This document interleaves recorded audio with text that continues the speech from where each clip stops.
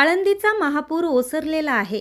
त्याच पार्श्वभूमीवर श्री संत ज्ञानेश्वर महाराज संस्थान कमिटीनं अतिदक्षता घेण्यासाठी सूचनांच्या आधारे केलेले आहे। त्यामध्ये सर्वांना विनंती केली आहे की वारीसाठी वारकरी भावी भक्तांनी चरोली फाटा येथून सहभागी होण्याचं आवाहन श्री संत ज्ञानेश्वर महाराज संस्थान कमिटीतर्फे करण्यात येते। पुलावरील पाणी उतरलं असलं तरी पुलाचं स्ट्रक्चर ऑडिट झाल्याशिवाय वारकरी भाविक नागरिकांनी हा पूल वापरणं धोक्याचं आहे, अशी माहिती पालखी सोहळा प्रमुख ॲडव्होकेट राजेंद्र उमाप यांनी दिली आहे। यामध्ये प्रामुख्यानं पालखी मार्गाचा बदल तसेच त्या अनुषंगाने घ्यायची काळजी याबाबत सविस्तर माहिती डॉक्टर राजेंद्र उमाप यांनी दिली। 56 दिंडीपैकी प्रत्येक दिंडीला 10 प्रतिनिधी वारकरी त्या ठिकाणी प्रस्थानासाठी सहभागी व्हावेत असे आवाहन केलेलं होतं। त्याच्यामध्ये बदल करण्यात येऊन आता 50 वारकऱ्यांना आम्ही समाविष्ट करून घेणार आहोत। उद्या ही पालखी पुण्याकडे प्रस्थान करणार आहे। पुण्याकडे प्रस्थान करत असताना मी सर्व भाविक भक्तांना, वारकऱ्यांना, नागरिकांना विनंती करतो की आपण या पारंपरिक सोहळ्यामध्ये चरोली फाट्यापासून सहभागी व्हावं। कारण पावसाचा जोर जरी कमी झालेला असला किंवा पूर जरी कमी झालेला असला तर निश्चितपणे अजून देखील वातावरण हे तेवढंसं पूरक नाही आहे। त्याच्यामुळं आम्ही अजून स्ट्रक्चरल ऑडिटचा रिपोर्ट येणं बाकी आहे। परंपरागत पद्धतीने पालखी नेण्याचा आमचा प्रयत्न असणार आहे। तिथं जर काही अडचण आली तर मरकर रोडने आम्ही चरोली फाट्यापर्यंत पालखी नेणार आहोत। तिथून पुढे पालखी परंपरागत पद्धतीने नेली जाईल। पण मी आपल्या माध्यमातून सर्व नागरिकांना आवाहन करतो की आपण आळंदीकडे येऊ नये। जी काही पालखी आहे त्या पालखीला आपण चरोली फाट्यापासून पुढे जॉईन व्हावं ही नम्र विनंती। घात आघात निवारी छाया पितांबरेकडे गेल्या 48 तासाच्या अगोदरपासून आपण पाहताय इंद्रायणी मातेचा पाण्याचा स्तर वाढला होता।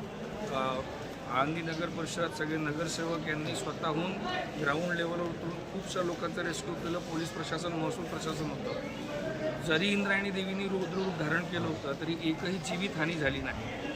सर्वात मोठी कृपा अशी आहे की जरी इंद्रायणीचं रौद्ररूप होतं तरी दर्शनबारी कुठेही सुरू झाली नव्हती। त्यामुळे रेस्क्यू ऑपरेशनमध्ये सुद्धा आपल्याला जेवढा पाहिजे तेवढा हजार्ड मिळालेला नाही। आणि आता सुद्धा जेवढ्या दिंड्या ज्यांना ज्यांना आपण संपर्क करतो, ज्या मानाच्या दिंड्या आहेत त्या सगळ्या दिंड्या प्रमुखांच्या आपण संपर्कात असल्यामुळे अजूनही पुष्कळशा दिंड्या आळंदीच्या बाहेरच आहेत।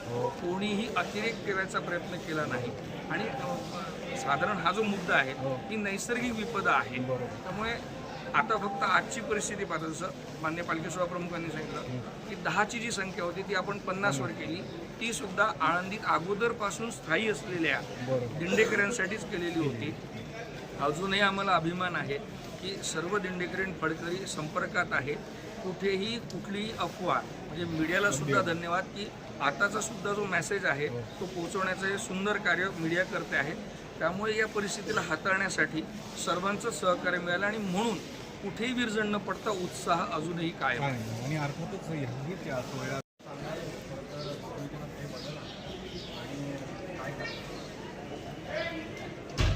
संत श्री ज्ञानेश्वर महाराज आषाढी वारी पालखी प्रस्थान सोहळा 2026 आज 8 जुलै 2026 रोजी दुपारी 3 वाजता प्रस्थान होणार आहे।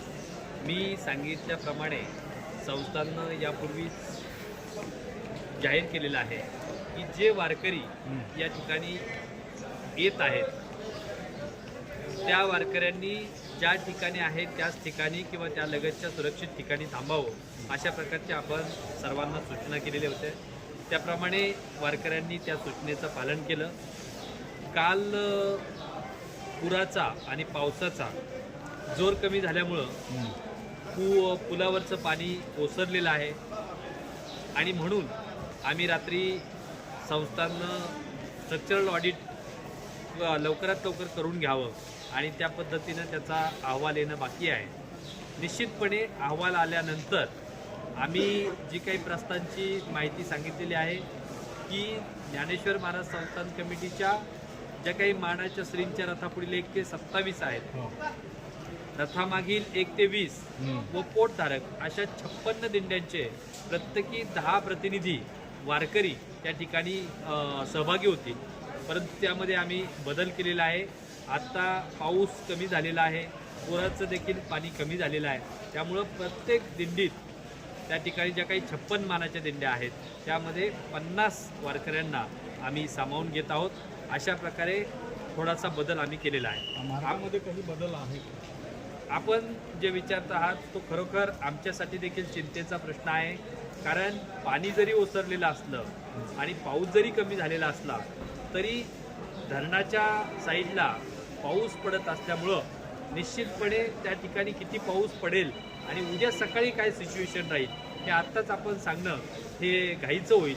परंतु आम्ही 2 मार्ग त्या ठिकाणी प्रथमतः प्राधान्य देतोय. तो परंपरागत जो मार्ग आहे त्या परंपरागत मार्गाने आम्ही जाण्याचा प्रयत्न करत आहोत. त्या ठिकाणी देखील जाण्याला आम्ही जे काही खूप प्रमुख दिंड्या आहेत त्या दिंड्यांचे जे काही प्रतिनिधी आहेत ते किती घ्यायचं त्या देखील कमी करण्याचा आमचा प्रयत्न राहणार आहे. कारण पूल देखील त्या ठिकाणी पाणी किती राहील किंवा कशा पद्धतीने राहील त्याचा आढावा घेऊन त्याप्रमाणे परंपरागत मार्गाने आम्ही जाण्याचा प्रयत्न करू. पण तिथे जर पाणी आलं तर त्या ठिकाणी निश्चितपणे मरकळ रोड जो आहे त्या मरकळ रोडनी आम्ही जरोली फाट्यावरती पालखी नेण्याचा आमचा हे आहे.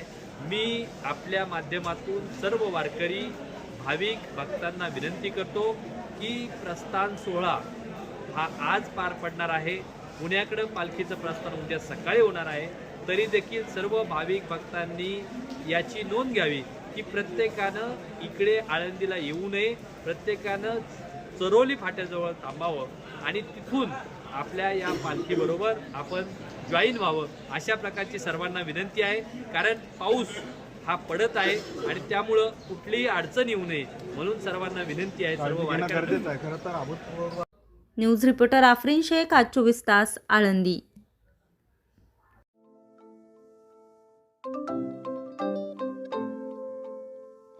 नवनवीन आणि ताज्या घडामोडींसाठी आज 24 तास सबस्क्राईब करा. त्याचबरोबर बेल आयकॉनवर क्लिक करा आणि मिळवा आमच्या बातम्यांच्या नोटिफिकेशन्स. तसेच आज 24 तासची प्रत्येक बातमी आपल्याला कशी वाटली हे कळवा.